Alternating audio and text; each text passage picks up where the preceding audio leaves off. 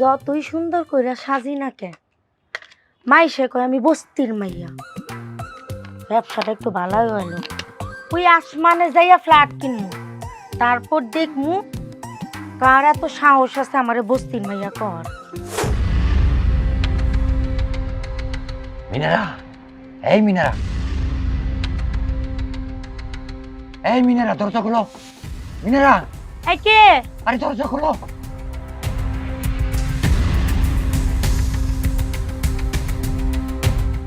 কিসে?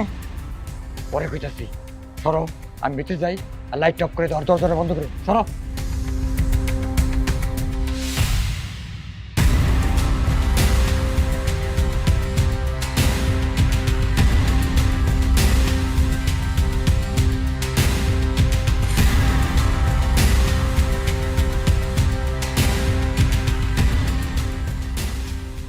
কি ব্যাপার, শরীর খারাপ করছে নাকি দৌড়ানি খেয়ে আইছো?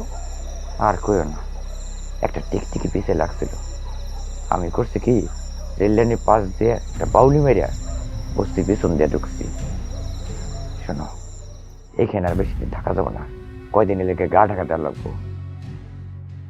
ধরা পড়লে মায়ের মার তো আছেই, আবার 14 বছরের জেল। কি সর্বনাশ, আমি যামু কই? আর আমার তো যাওয়ার মতো সব রাস্তা বন্ধ। মা মরার পর বাপে আরেকটা বিয়া কইরা নতুন মারে নিয়া দক্ষিণখানে থাকে। আরে মিনারা, তুমি আমার এই ট্রাস্ট করো। হ্যাঁ শোনো, আমি গেলে কি তোমার ফিরে যাবো? তোমার নিয়েই যাবো। যাবো গ্রামে। গ্রামে আমার মামার বাড়ি আছে, ওখানে মামি আর মামা তো ভাই থাকে।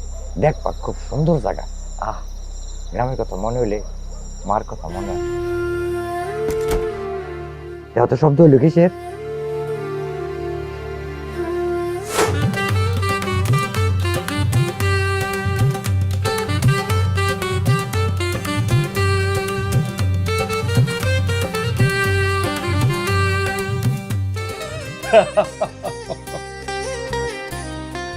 আপনি এরকম করে হাসতেছেন কেন?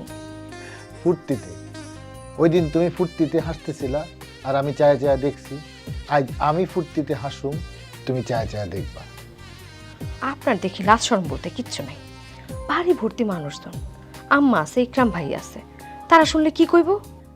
হেগতার কোনো খায়া কাম নাই। আমি তুমি কি কথা কইতেছে এটাই শুনবো। গোলাপি, তোমার হাতটা একটু ধরি।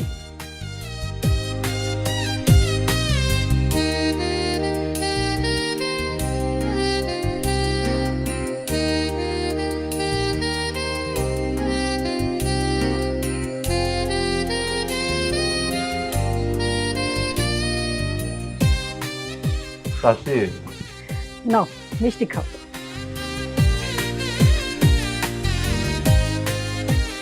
তোমার লেগে এই বাড়িতে অনেকদিন পর আনন্দ লাগছে। কি যে কও না চাচি, তুমি কি আমার পর ভাবো? কি যে কও না তুমি, তুমি তোমার আরেকটা পোলা। আমার দুয়ার তোমার লেগে সবসময় খোলা আছে। এই মায়ের কাছে যখন ইচ্ছা তখন তুমি আইয়া পড়বা, ঠিক আছে?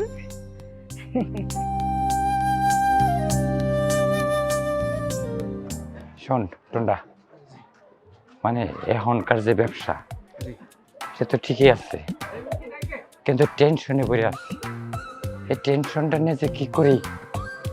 আর কি টেনশন, কি আমারও তো ক্ষতি পারে। শোন মজিদ, জি উস্তাদ। সময়টা খুব খারাপ যাইতেছে। কি দেখি কোন, আমি তো কিছু বুঝিনি, একটু খোলসা করে কোন না। মানে কাল রাতে লৌরানি খেয়েছি। কি কোন? তাইলে এখন আমাকে কি হইব? শোন, কয়দিনের লেগে স্পটটা পাল্টাই দেবো, ঠিক আছে? মালগুলা তোর জিম্মায় রাখবি, আর আমি কয়দিনের লেগে হাওয়া হয়ে যাবো, ঠিক আছে? না ঠিক নেই বস, আমিও আপনার লগে যাবো। আরে না না না, আমার লগে যাওয়া যাবে না। আমি গ্রামে যাবো, ওখানে আমার মামার বাড়ি, তোর নেওয়া যাবে না। বস তাহলে আমার কি হবে? আপনি থাকবেন না, আমি কই থাকবো? আহা, এত টেনশন করস কেন? রেল লাইনের দ্বারে আমার বন্ধু কুব্বার থাকে, আমি ওরে ফোন দিয়ে দিতেছি, তুই কয়দিন ওর কাছে থাকবি, আর যতক্ষণ আমি ফোন না দেবো বসতে ঢুকবি না। জি ঠিক আছে উস্তাদ, আপনি যা যা কইবেন আমি সেই মতো চলবো। আচ্ছা চল, সামনে যাই তো কথা কই।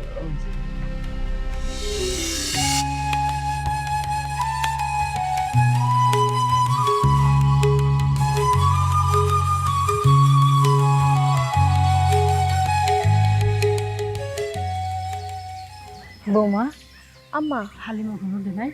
না আম্মা, উনি তো এখনো উঠেন নাই। মারে, তোমার মুখে মা ডাক শুই না আমার পরানটা জুড়ে গেল। আমার তো মাইয়া নাই, তুমি এইবার থেকে আমার মাইয়া। আম্মা, আপনি আমার জন্য দোয়া করবেন, যেন আমি আপনার মেয়ের মতোই সারা জীবন আপনার সেবা করে যেতে পারি। দোয়া করি মা, আল্লাহ যেন তোমারে ভালো রাখেন। হালিম রে তুইলা দাও, দোকানে যাইব না, কাম করতে হইব না। আহ, না আম্মা, ওই যে ঘরে কয়টা পোলার চালা ছিল, আমি একটু ক্ষীর আন দিই, তারপরে হেরে ডাক দেই।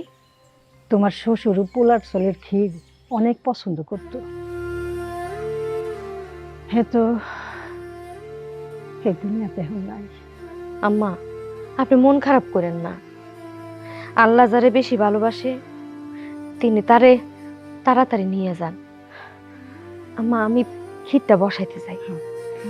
ঠিক আছে।